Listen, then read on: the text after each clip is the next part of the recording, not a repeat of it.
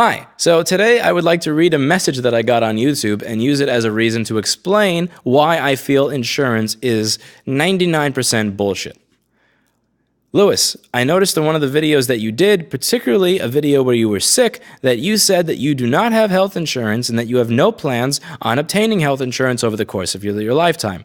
Are you nuts? What are you going to do if you get heart disease or stroke? Don't you understand that it's irresponsible to not take care of yourself by not getting insurance? Insurance is not a scam as you've said it is, and it is very irresponsible of you. How arrogant do you think somebody has to be to believe that they will never have a health problem and that insurance is bad for them? Please explain. This is one of those things where when you wonder why people who are on YouTube kind of start to say funny things about the people who watch their content, it's kind of because, even if 99% of your subscriber base is sane, you kind of get the 1% that just send stuff like this. And it's easy to laugh and assume that they're all like that. I know, Clinton. Are you hungry? I know. I'm going to feed you when the video's over, boy. So Let's explain some of this, because as much as I don't really reply to these things usually, I feel like this is a really good opportunity to talk about insurance, which is something that I have some strong feelings about. So, when it comes to insurance, particularly healthcare, I believe that insurance 99% of the time is a scam. The reason that I believe insurance is usually a scam is because insurance itself is a profitable industry. It is a profitable business. Now, the fundamental idea of how insurance works is this. I am going to give the insurance company money, and then when I need that money back to pay for something, I'm going to ask the insurance company to give me my money back. So, in order for the insurance company to be able to afford staff, accountants, janitors, their office, salespeople, billboard advertisements, television advertisements, in order for an insurance company to afford all these very expensive costs of doing business, they, like any other business, needs to take in more money than they give away. So, when the idea is that the insurance company is going to give me back my own money, and the fact that the insurance company is a profitable business means that they need to take in more money than they give back, that means that by definition, the insurance company's goal is going to be to take more of my money than they're giving back to me.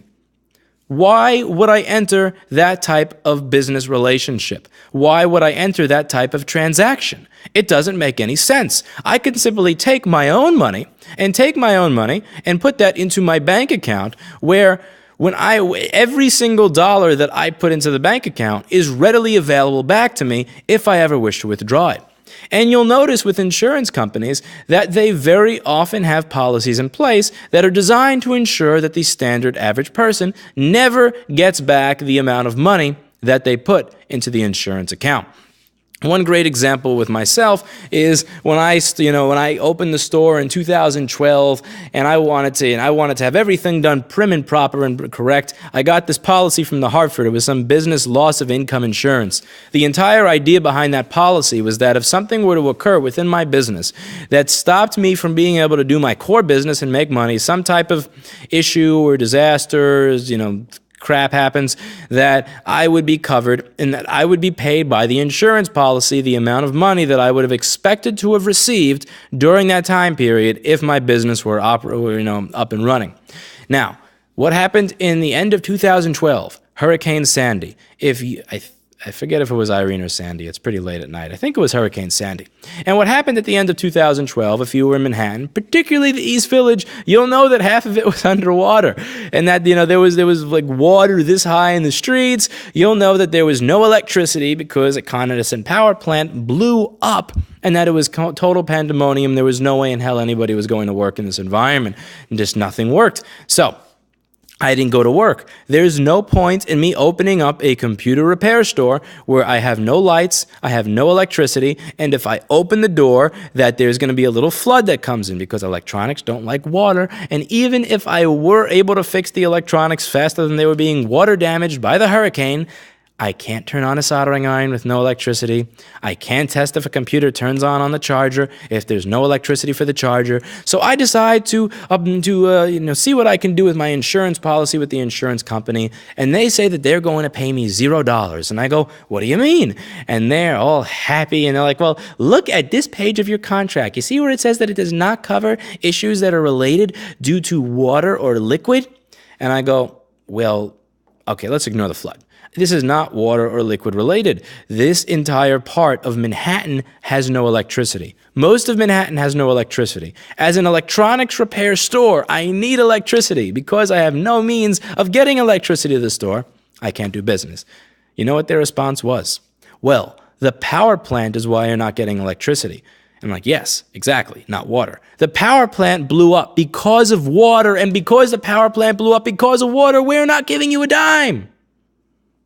This is insurance. This is the way insurance works. You have very high-priced lawyers and high-priced actuaries who are always going to beat the average Joe, who are always going to be able to word this shit in a manner that the average Joe cannot understand or is not going to be able to comprehend while he's reading through a 74-page contract, so that they get to keep the money in their pockets instead of giving it to you. How many times have you needed some type of procedure done with your healthcare, you needed to get some type of special medicine, or you needed to see some type of special doctor, and it was like pulling teeth because your healthcare provider just wasn't having it. That's not in their network, or this is not something that we support. And one of the people that used to work here just recently had a knee surgery that he had to have, and they said that this is going to be covered. And then he wound up needing some type of special medication, and they said this is covered. But then when he went to have them reimburse, what happened is that they said, oh, well, this specific type of that medication is not covered. It was some bullshit like that, and they wanted to try to get him to pay thousands and thousands of dollars for a medication. And he wound up having to stay on hold for over 3 hours a day for almost he was off for like 6 weeks when that happened. So it was about 2 weeks of fighting with the insurance company to get back the money that he gave them for medicine. What if he was able to simply have somebody walk to the bank for him, withdraw the money that he had been wasting on insurance, and simply pay that for the medicine? Rather than spend 3 hours a day for 2 weeks fighting, he would have spent 5 to 15 minutes going to Chase. It really is one of those things. Again, do you want to be fighting to get back your own money? The entire idea behind insurance is that we are going to be profitable taking in more money than we give out. And you, as a customer of insurance, are giving them the money. So again, this makes no fucking sense. Simply keep the money within your own bank account and you're good. And the same thing goes with any type of insurance, whether it's healthcare, whether it's business income loss insurance, or whether it's even something like shipping insurance. I mean, do you not believe that there are actuaries in place that are going through this and trying to come up with some type of algorithm to figure out what insurance should cost for a given service type, for a given package weight, for a given package size? Do you not think that they're going through statistics of how often a package is reported lost or damaged, what the average claim is based on the weight and the size of it, and using that to come up with what insurance should cost so that they're always taking more from you than they're giving back? That's the way they're profitable. The way insurance companies are profitable is by ensuring that they are never giving you back the full amount of money that you've given them. So why do we continue to choose to give insurance companies money? It makes no fucking sense. It is a complete scam. Now, the only time that I believe it is not a complete scam is when the insurance is for the benefit of somebody other than the person who holds the insurance. What do I mean by that? When it comes to healthcare, I fully believe that I should have the right to take the risk with my own health. So, let's say when it comes to something like healthcare, let's just do a little bit of calculating on the screen over here. So I'm going to move over to where you can see both. So let's say I did some calculating before. You could see I was doing some math before I actually realized I recorded this video and accidentally erased it. So let's just do that. And I'm going to, well, you can obviously already see some of it, but let's say that healthcare costs $300 a month. I'm 27, which means let's say about 9 years that I'd be paying for healthcare. So 9 years of paying for healthcare times 12 months a year times $300 a month, that comes out to $32,400. Now in the last 9 years, when it comes to me getting a cold, me having to have my earwax removed because I wear these short in-ear headphones that kind of make the wax get stuck in your ear and all that stuff, and some medicine that I've gotten, it's come out to approximately $1,200. I'm 99% certain that I've spent less on that personally, but let's just say not $1,200. So we do $32,400 minus $1,200, and by not having health care, I have saved $31,200.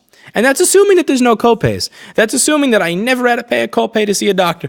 That's assuming that all of the costs of my medicine were covered, that I never had to pay for anything. that I've saved $31,200. That is in my bank account in case I have a stroke, in case I have a heart attack, in case I have any of those things. And by the way, since I was part of it, what if you get heart disease or have a stroke? This is where I'm going to get myself in a little bit of trouble, and I don't really care. I take care of myself. Really, it's just not something that I worry about. That's why I've seen a doctor, maybe like a regular, just a regular doctor, for stuff like a cold or something like that, like, one or two times in almost 10 years. Heart disease, strokes, all that, that's for people, for the most part, those are diseases for people that just don't take care of themselves. Heart disease is what happens to people that eat a lot of meat, eggs, cheese, dairy, etc. For the people that don't get any exercise ever over the course of their life. I ate very little meat from 18 to 27. And when I realized it was such a small part of my diet, 4 months ago, I just cut it out altogether. I have very, very good cholesterol levels if I go to my doctor. It's been a while since I was measured for it, actually. It's been a really long time since I've been measured for it, but I was measured as a meat eater. So I can only imagine what it is like now as a non-meat eater. And in terms of things like exercise, I look sweaty right now. I ran home from work. If the train is not working, the average person takes a cab. When the train doesn't work for me, I think, oh, it's only 4.5 miles. Let's take a jog. I do this every single day. I live a naturally healthy lifestyle. I don't use all these products from the store, these antiperspirants that clog up your shit. I don't use soap that has petroleum in it. I don't eat shit that walks or meows. I know, Mr. Clinton, that scared as soon as I said I don't eat things that meow, it scared the piss out of him. But I don't lead an unhealthy lifestyle, so I don't worry about that.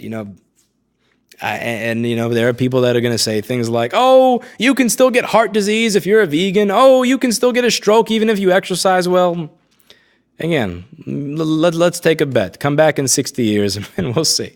When people say stuff like that, amongst people who are in the electronics repair business, people who do this and sit in a microscope and do this all day for a living, take 100 of us out, put us in a room, and take a guess which one of us has health care and which one of us don't. Most people would probably guess that I'm one of the people that have health care, and that the people that are 220 pounds with no muscle mass at my height or the people with high cholesterol and diabetes are the ones that do not have health care. But the reality is that I don't have health care because I lead a lifestyle where I don't anticipate having these issues.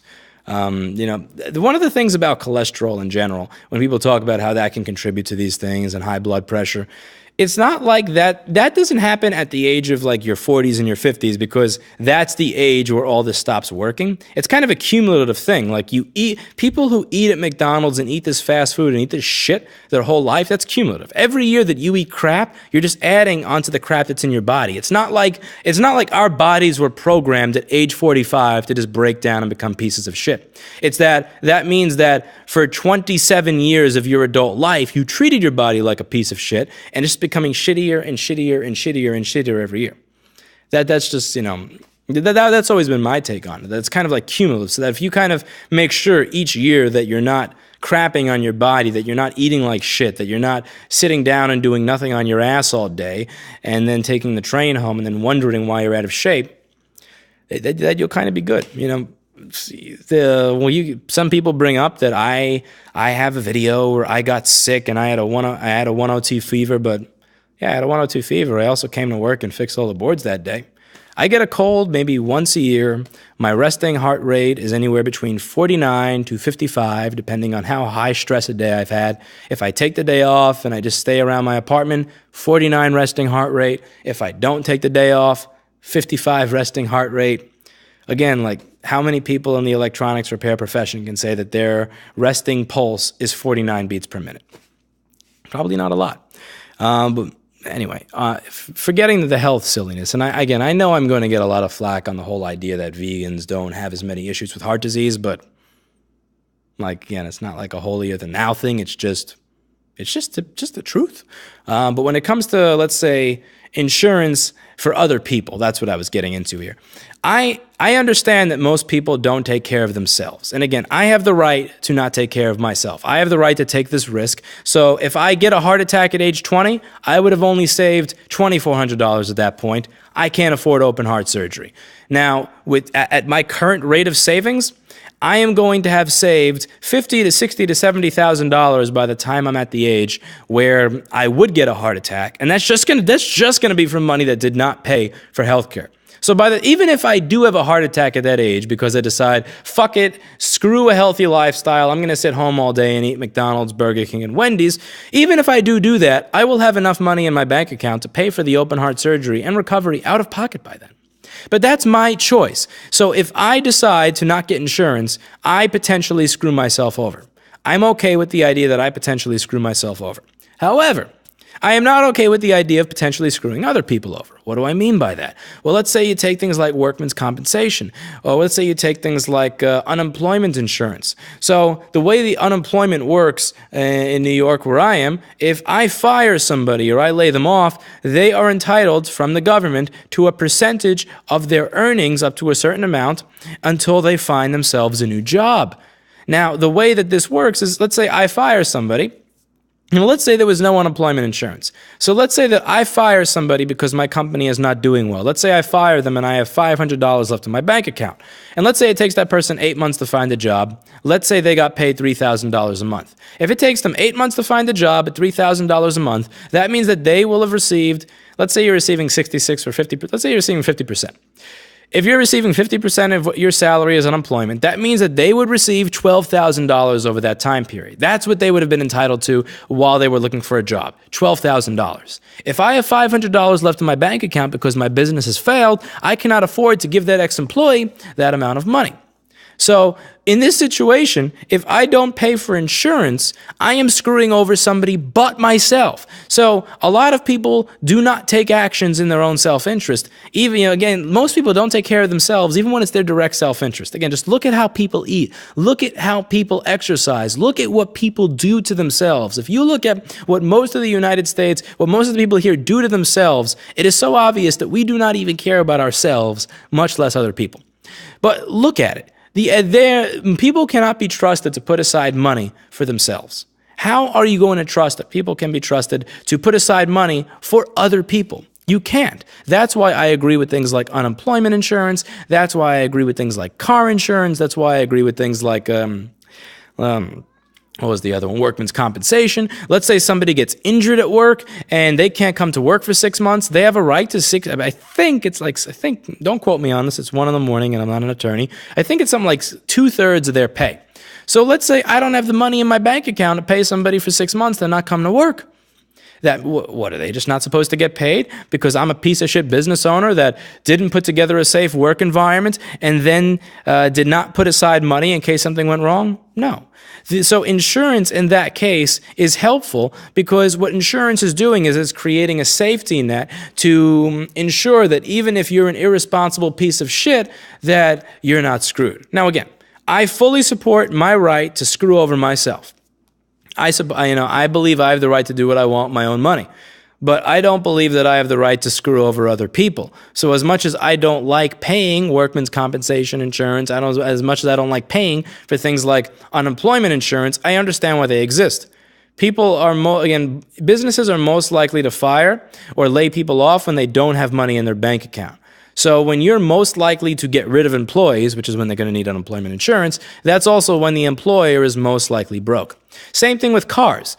I believe that I have the right to screw myself over. So it's something like car insurance. Let's say I screw up my car, I total it by crashing into a telephone pole. I have the right to screw myself over.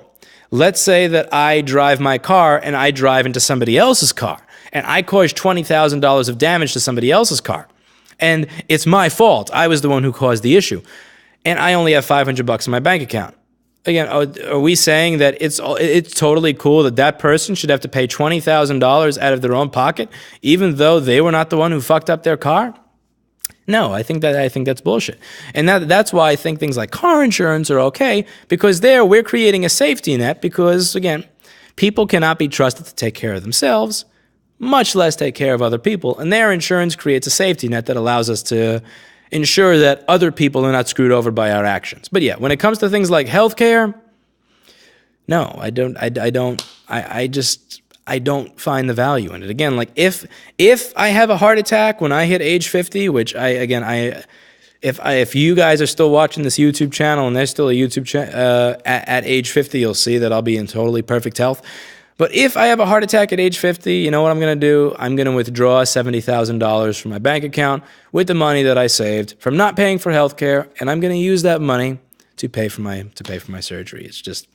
It's that simple. I don't like the idea of giving somebody else my money and then praying that they give it back to me. Again, if you just look at the basics of how insurance works, they take in money that they then have to use to run their business, and then they give a portion of that or whatever is left after they've paid for the billboards, after they've paid for the television, after they've paid for the salespeople, back to you. I personally feel that it should be illegal to even do half of this. I mean, I used to be an Atlantis healthcare salesperson for all of 45 minutes in 2008. I was a health insurance salesman for 45 minutes in 2008 before I quit. I took a course, I got my license, I got everything that I needed, and then I realized that this was the biggest bullshit job on earth. But, I mean, think about it. Like, you're paying money to a company. That company is then going to use that money to pay for your well-being, for your surgery, for your procedures, for your medicine. Every dime that goes into a healthcare system should be going to the direct treatment of people. It should be going into developing the medication. It should be into administering the medication. It should go to medical professionals that are going to diagnose what's wrong with you. Money in healthcare should not be going to a fucking salesperson. There should be no commission involved when it comes to people's health. Not a single dime wasted. There should be no recurring commissions to salespeople who were able to sign up customers for healthcare. I find that personally disgusting. When it comes to shit like consumer electronics repair, sure, this stuff is not. At the end of the day, you will live if you have an iPhone that's one generation behind.